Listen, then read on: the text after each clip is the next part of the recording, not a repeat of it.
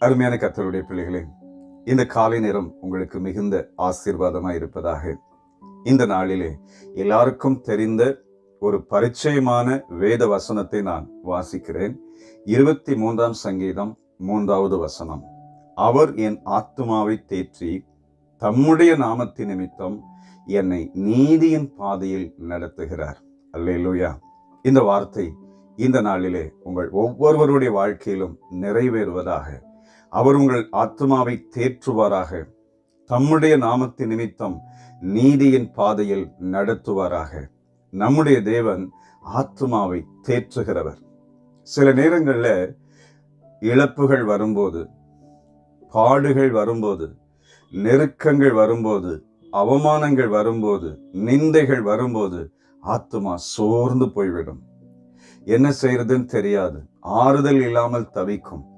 நிறைய பேர் ஏமா கவலைப்படுகிற, ஏன்பா கவலைப்படுற, நான் இருக்கிறேன்ல, கவலைப்படாதீங்க நிறைய பேர் சொன்னாலும் அந்த ஆத்துமா சோர்ந்து போய்கொண்டே இருக்குமே ஒழிய ஆறுதல் அடையாது. ஆனா ஆண்டவருடைய வார்த்தை அந்த ஆத்மாவுக்கு நேராய் நான் இருக்கிறேன்ப்பா, நீ கவலைப்படாத, நான் உன்னை தேற்றுகிறேன். ஒரு தாயை போல நான் உன்னை தேற்றி ஆறுதல் படுத்துவேன், தந்தை போல நான் தூக்கி சுமப்பேன். ஆண்டவர் ஒரு வார்த்தை சொன்ன உடனே அந்த சோர்வுகள் எல்லாம் நீங்கும், மனபாரங்கள் எல்லாம் நீங்கும். ஒரு பெரிய ஆறுதல், அதாவது உலகமே தரக்கூடாத ஒரு ஆறுதலை தேவன் நமக்கு அந்த வார்த்தையின் மூலமா கொடுப்பார். இந்த நாளிலும் நீங்க சோர்ந்து போயிருக்கிற நேரத்துல, வேதனையோடு இருக்கிற நேரத்துல கர்த்தர் இந்த வார்த்தையை அனுப்பி உங்களை ஆறுதல் படுத்துகிறார். நீங்க ரொம்ப சோர்ந்து இருக்கிறீங்களா? உங்களை நிறைய பேர் காயப்படுத்திட்டாங்களா? நீங்க வேதனையோடு இருக்கிறீங்களா? ஆண்டவர் உங்களை ஆறுதல் படுத்துவார். அவர் உங்களை தூக்கி எடுப்பார். அவர் உங்களை நிலை நிறுத்துவார். அவர் உங்களோடு கூட இருந்து பெரிய அற்புதத்தை ஆண்டவர் செய்வார். அவர் தம்முடைய நாமத்தின் நிமித்தம் நீதியின் பாதையிலே அருமையாய் நடத்துவார். பாருங்கள், சில நேரத்தில் ஆத்மா சோர்ந்து போய் இருக்கிறவங்கள்ட்ட, வேதனையோடு இருக்கிறவங்கள்ட்ட போய் பேசும்போது டென்ஷன் ஆயிடுவாங்க, கோபப்படுவாங்க. நானே இவ்வளவு பெரிய பிரச்சனையில் இருக்கேன், எனக்கே ஆறுதல் இல்லாமல் இருக்கு, நீ என்ன இப்படி சொல்லுகிறன்னு சொல்லி டென்ஷன் ஆகி அவங்களும் கோபப்படுவாங்க.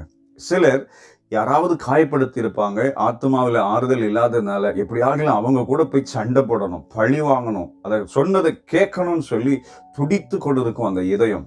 அப்ப ஆண்டவர் என்ன செய்வார்? நீ சண்டை போடாதப்பா, நான் பார்த்துக்கிறேன், நீ அமைதலாயிரு, இது என்னுடைய காரியம், நான் உனக்கு உதவி செய்கிறேன். தம்முடைய நாமத்தின் நிமித்தம் நீதியின் பாதையில் பழி வாங்காமல், வேற எந்த காரியத்தையும் செய்யாதபடிக்கு நீதியின் பாதையில், சரியான பாதையிலே ஆண்டவர் நடத்துகிறவர். இது தாவீதனுடைய வாழ்க்கையிலே அநேக முறை நடந்தது. நிறைய முறை சோர்ந்து போயிருக்கிறார். என் ஆத்துமாவே, நீ ஏன் கலங்குகிறாய், ஏன் தேங்குகிறாய், நீ தேவனை நோக்கி அமர்ந்தது காத்திரு என்று சொல்லுவார்.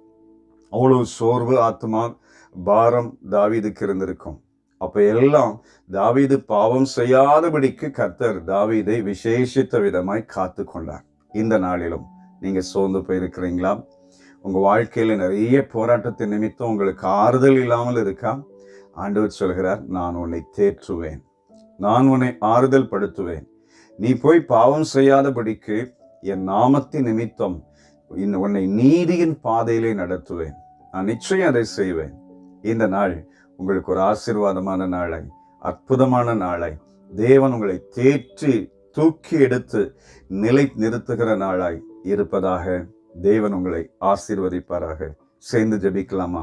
அருமை பிதாவே, தம்முடைய பிள்ளையாகி தாவீதினுடைய வாழ்க்கையிலே அவர் உம்முடைய நாமத்தின் நிமித்தம் ஆண்டவரே நீதியின் பாதையில் நடந்து அவர் எந்த தவறும் செய்யாதபடிக்கு அவருடைய ஆத்மாவை தேற்றினீர் ஆண்டவரே.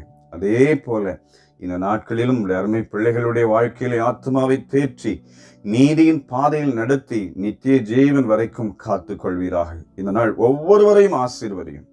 உம்முடைய நாமத்தை மகிமைப்படுத்துகிறோம். இயேசு இரட்சகர் நாமத்தில் வேண்டிக் கொள்கிறோம் பிதாவே. ஆமென். ஆமென். God bless you. Amen.